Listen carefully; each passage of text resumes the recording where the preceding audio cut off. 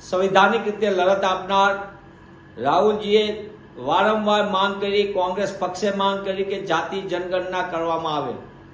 કોંગ્રેસ પક્ષે આ માત્ર માંગ ન કરી, અમારી જ્યાં જ્યાં શાસન છે, કોંગ્રેસની સરકાર છે, તેને સૌથી પહેલા જનગણનાની શરૂઆત કરી અને એને લાગુ કરવાની પણ વાત અમે કરીને અમલવારી શરૂ કરી.